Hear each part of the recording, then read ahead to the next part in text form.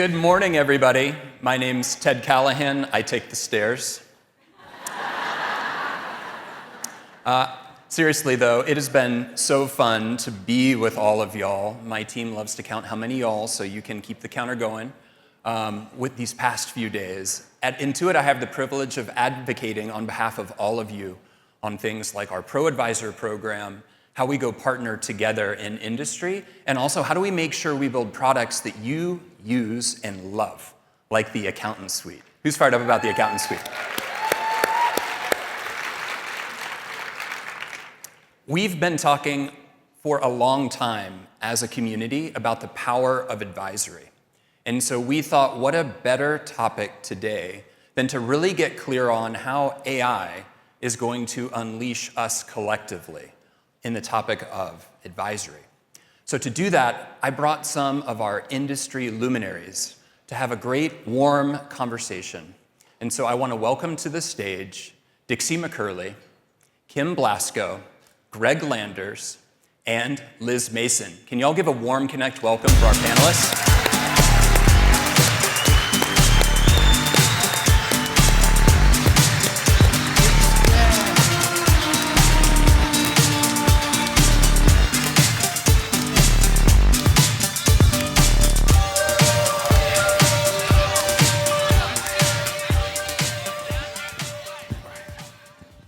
Blue Angel precision. Nailed it. I'm so excited to have all of y'all on stage with me, and I'll stop the y'alls now. Thank you all for being here. Thank you all for coming after Connect Fest. It was an amazing party. Advisory is one of those topics I feel like that's so overdone. Let's do it. Yes. Get into it. What do you say? Yeah. So before we get started talking about AI-powered CAS, I want to just give each of you 60, 90 seconds to introduce yourself to our community and your bona fides on why should you be talking about advisory. Liz, let's start with you. Thank you, and thank you all for coming. We're excited to have this conversation. I'm Liz Mason, the CEO and founder of High Rock Accounting, as well as CPA in residence at Tax Figure. I started my career in large public accounting firms. I've been a CPA for almost 20 years, which is difficult for me to believe and swallow. But I've always been a tech enthusiast, and I founded High Rock with the idea that we could utilize technology to make our lives better and empower humans. And I think that's why I'm here today, to continue that conversation with the next level of tech. Awesome. Thanks, Liz. Kim? All right, so I'm Kim Blasco. I'm Senior Director of CAS Professional Services at CPA.com. I have some fans in the audience. All right. So I moved over to CPA.com in June of 2023. Prior to that, I was in practice for over 30 years, so I beat Liz out. I'm very passionate about the industry, very passionate about talking about advisory. I came from my own small firm, merged into a regional firm, and then when I left the firm that I was at, I was in a top 20 firm, so I have some experience across the gamut of firm sizes. And I just think that advisory, even though we do talk about it all the time, that advisory is so important and everybody needs to be moving to that. So it is a conversation we need to continue to have. Thank you. And thank you, fans of Kim. That was great. I know. It's not a competition. It's not a competition. Well, we also have a fan of Greg. on the panel. Hi. Thank you for having me. Greg Landers, Managing Director with CBIZ Advisors. We're a top 10 accounting consulting firm in the country. I'm one of the CAS practice leaders out there. My story is a little different. I'm very good at accounting, but I don't consider myself an accountant. My undergrad's in finance. My MBA's with an emphasis in finance. Could have gone management or org dev. My first 6 years of my career was with corporate finance, doing all the financial rounds in a Fortune 100 company. Left that to do managerial and executive roles in small, mid-size companies out there. Landed into a small regional accounting firm that hired me to jumpstart their advisory practice, and I did that. We sold into CBIZ 15, 20 years ago, doing it all kinds of really cool advisory stuff. Love my career.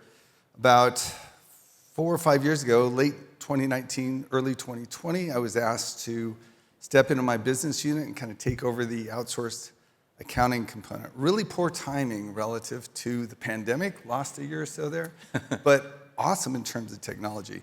And I was talking with Ted, I love what Sasan introduced, what you guys have done here. I've been waiting for this technology to get here so long. I'm such a fan. I'm so glad Intuit's the one bringing it to us, because I know you will stay on that path and just continue improving it. So excited to be here. Thanks, Greg. Dixie. Hi, everybody. I'm Dixie McCurley, and I'm a partner at Cherry Becker. My role is focused on growth for our outsourcing practice. We call it finance and accounting outsourcing. A lot of everybody else calls it CAS. So it's really my pleasure to be here. I've got a couple of passions in life that I've always tried to get away from, and one of them is numbers. I've just always been a math nerd since I was little, throughout my career, but I really love to help others, and so that's what's been good. I started in public accounting back when Earthlink was a thing, dial-up internet. Yeah. For all of you out there who'll Give it up for still know Earthlink. it. Yeah, thank you. So I'm also a techie. I love technology. I really love to make technology work for our firm. I really love to make technology work for our clients.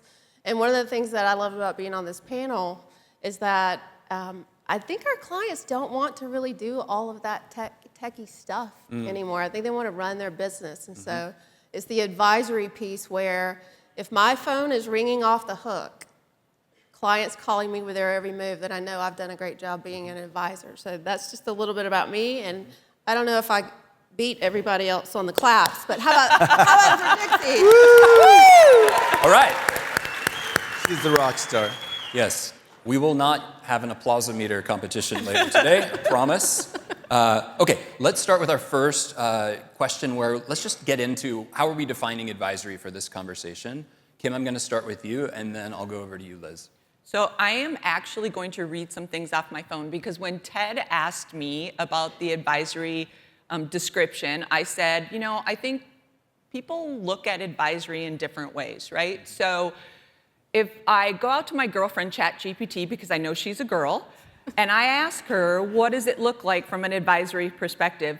She gave me about 50 different things, and I'm going to share just a few because Ted told me I had to behave. So advisory is about helping clients run their businesses better, not just recording what happened, but influencing what happens next. I think that's pretty good, right?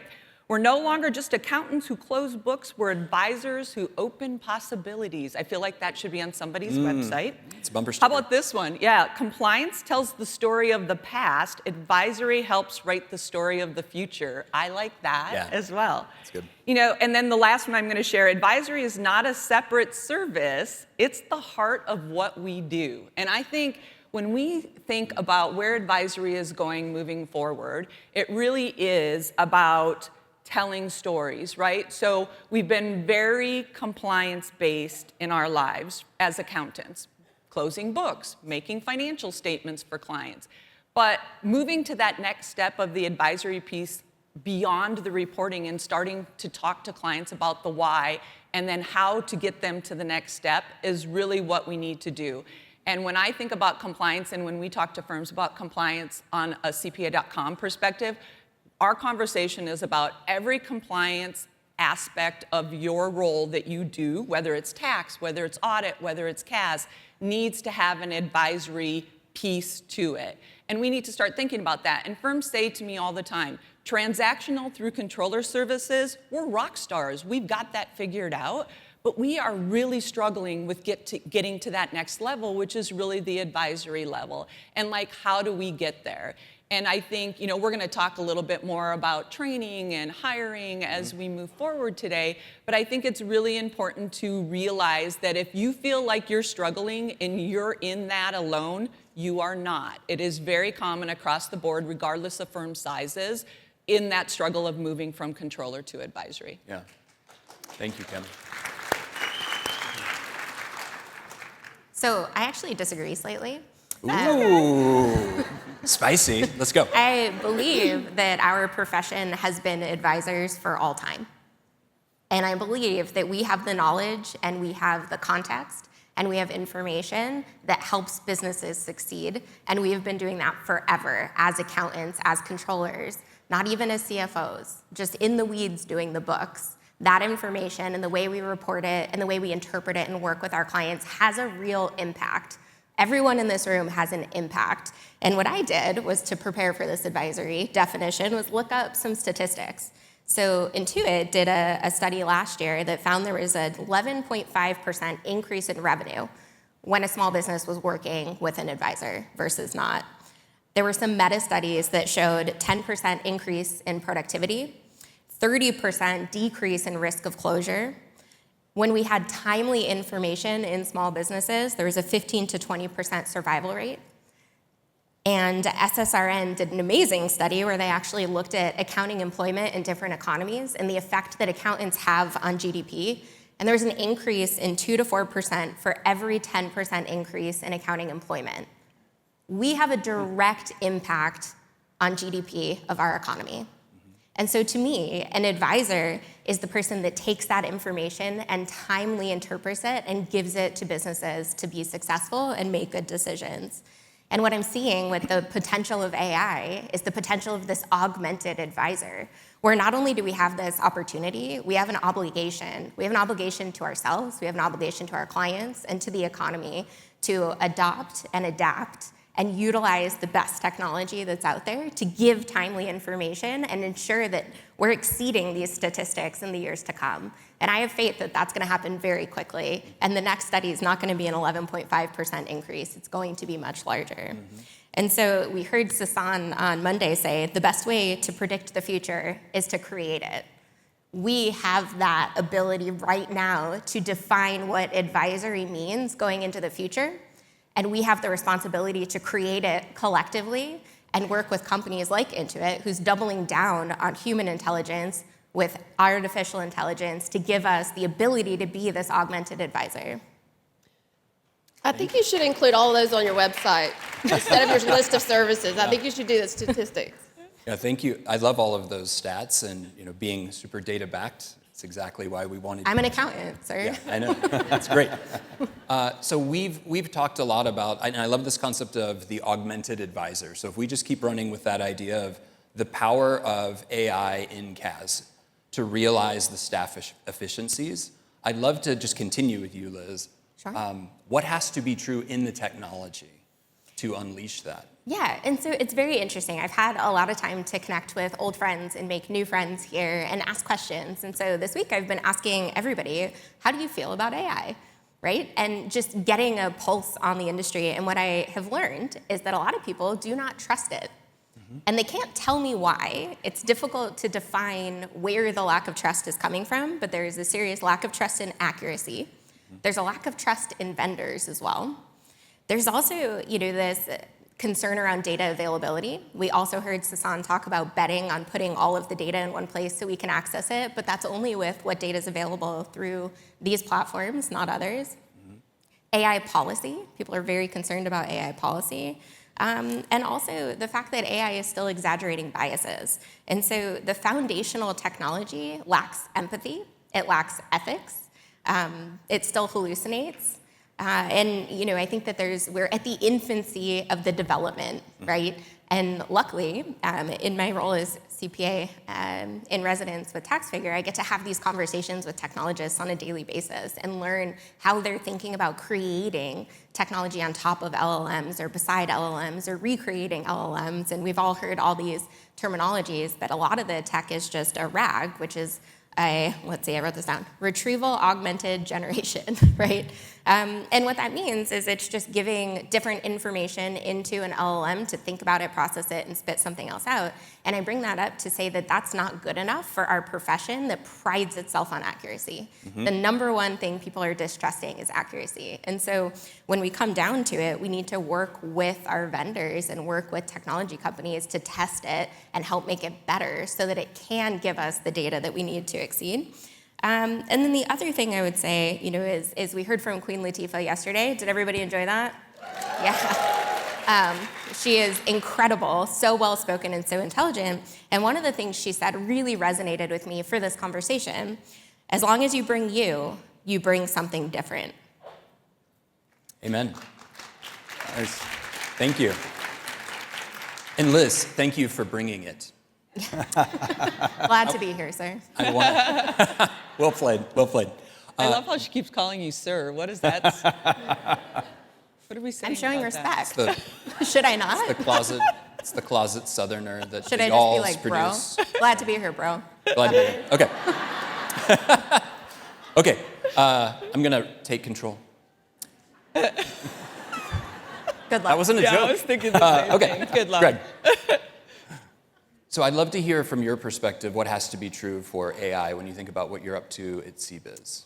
Yes, sir. Yeah, so a little different tact on it. I think Liz nailed that part of it, but for us, right, or any firm that grows through acquisition or has a lot of different locations, those things, you've got to really create the foundation, I think, well. So data structure, data organization, data architecture, right? Things like within your vertical of life science, you want your chart of accounts to be all very similar. Your naming conventions, right? You can't have, to really leverage this new technology effectively and free up staff to be able to monitor and just deal with outliers or have that time to do more advisory and learn how to do that, you really have to have that data structure, right? You can't have 5 different names for the same thing. Or, you know, we all have this, right? Clients where you've got their name spelled 5 different ways, that kind of stuff. Data has to be stored in the same kind of place. So there's a lot of that blocking and tackling that I think has to happen if you're going to really take advantage of this. And it all falls kind of under a data governance kind of concept.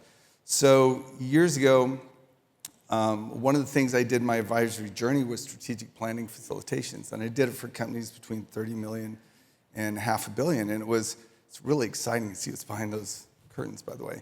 But part of what we would do, we wanted this to be data-driven. So we would take the leading BI tool at the time and apply it in there so we could, you know, understand what's really going on in the business as you talk about the future. What we would find is most of the time we do proof of concept on sales through gross margin, right? Something that we all know the accounting system produces.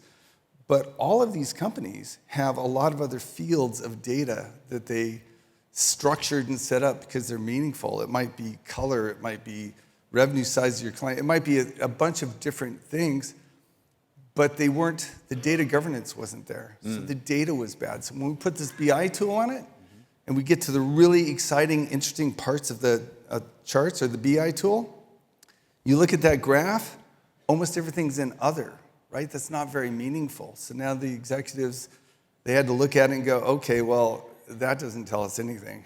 So now we got to assume what we think is really happening in there. So data governance, if you have messy data or dirty data, you really have to clean that up before the tools that you guys are rolling out can really create the impact they are. And we all have a bit of a lift to do on that, I think. No, I think that's an exceptional point, and that's why when Sasan talked about Intuit having been on this journey for AI for 7 years, literally the first 4 years of that were just getting our data architecture right. Yes. Yeah, so Critical. completely agree with you. Okay, so we've really been talking about AI. Now we want to bring it over to the other 2 letters that we've been talking about all conference, which are human intelligence, HI. You got it. Thanks. So if we think about what has to be true with our staffs to realize the potential of this, there's a lot of hand-wringing that I hear when I'm talking with all of y'all about what has to be true. And so I'd love maybe, Kim, for you to start thinking about like the training side.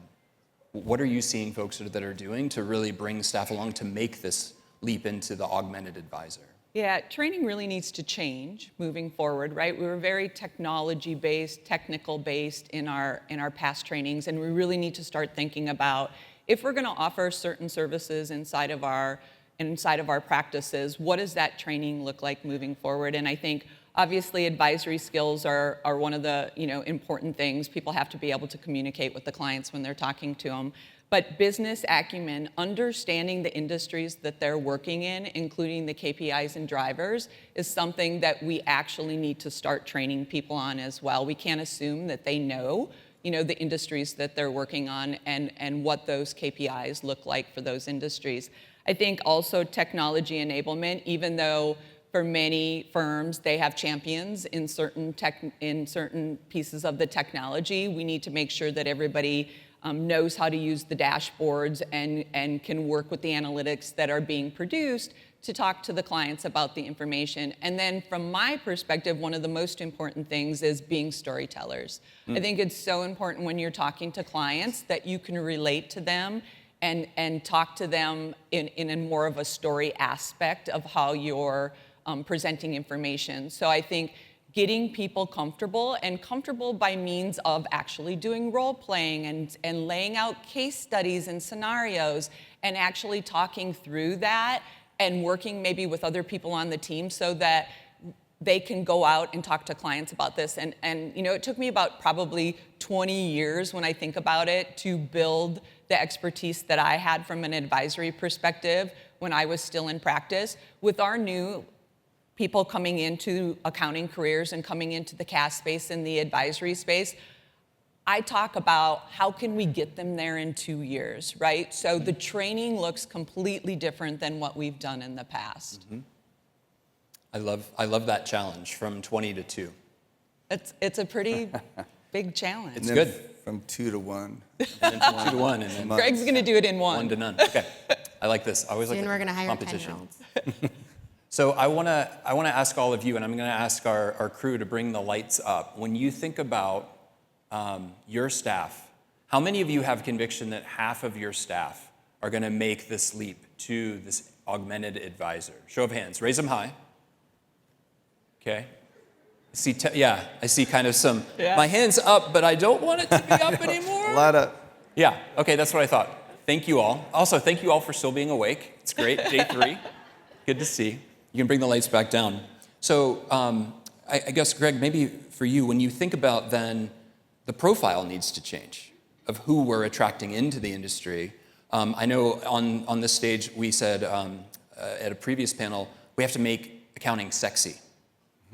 And some people would say make it sexy again, which would imply I was that going it to say, sexy some at one people time. say it's sexy now. Yeah, and it's, Liz would say it's always been sexy. I would appreciate it. So when you think about the role of the profile and how it needs to change, what are you looking for and what are you excited about? What gives you, optimism as you look to the future? Well, and that's really an insightful question. One I hope everyone out there has been asking themselves for the last 2 or 3 years, because we knew this moment was coming, right? It's not only knocking at the door, when you open the door, and you're going to have to open it, it's right there, right? All this technology changed. So we were talking, when I look back at my team 5 years ago, they were all accountants, right? The training was all technical accounting, those types of things.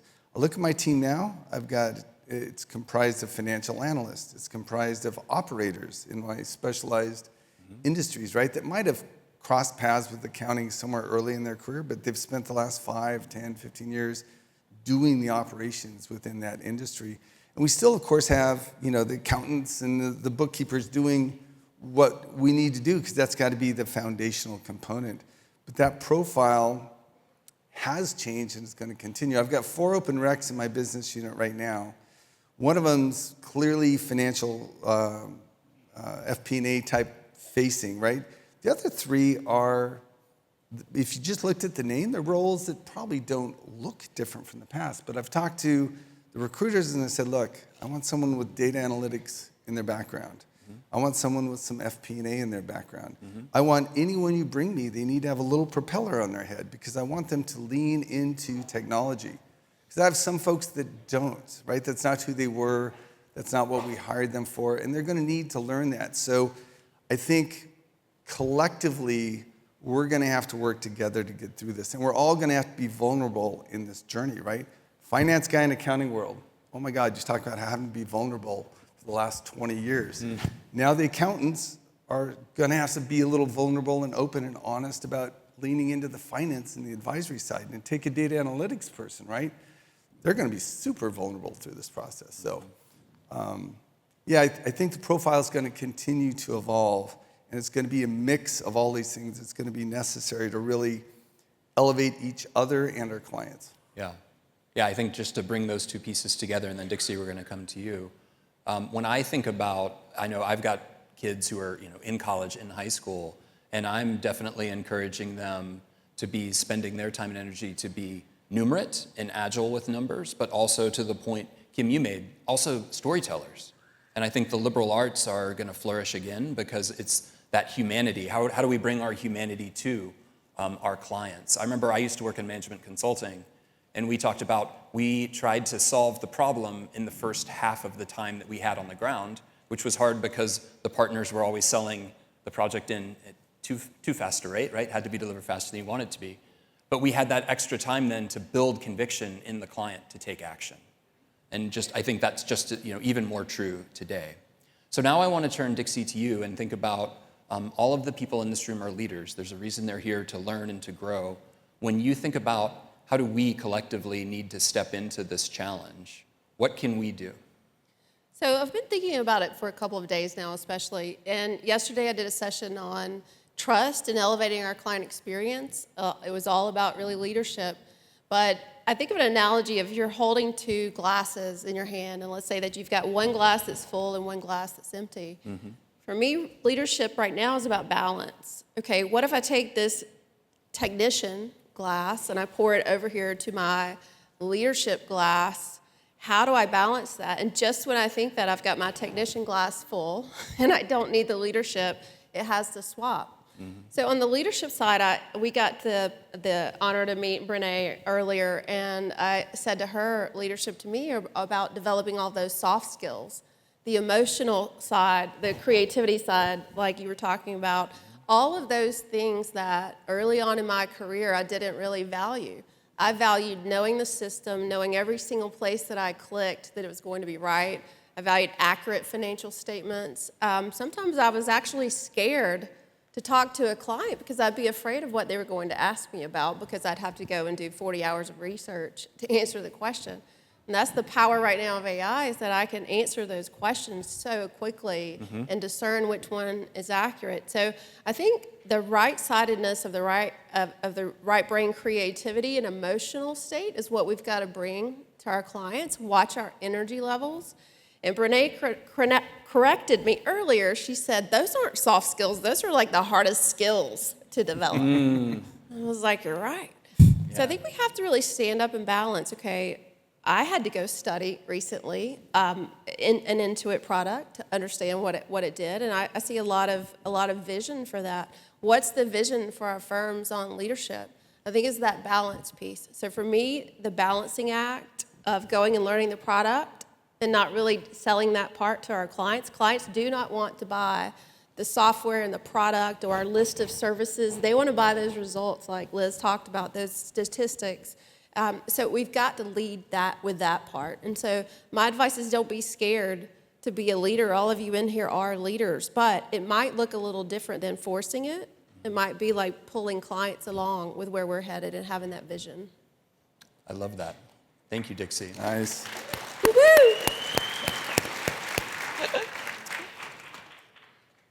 One of our former leaders at Intuit used to say, real humility is the willingness to learn in public. And I think, Dixie, what you just talked about in terms of us being vulnerable with what we do and what we don't know, and I think also creating the space for ourselves and our teams to get it wrong so that we can get it right, get it righter, get it betterer. Betterer. That's a new word. I learned that last night after Connect Fest. So I think that's a really powerful way to close, and it's a great segue to our next speaker, who's Brene Brown. So before I ask you all to applaud these amazing panelists in their perspective, I would tell you, if you've enjoyed this conversation, we've started a podcast called On the Books. We're actually going to take part of this audio and be putting it in. And so we encourage all of you to check that out on your favorite streaming platform, On the Books. Jessica McCracken and I have the privilege of doing that for Intuit. So with that, let's give everybody a warm welcome. Warm thank you.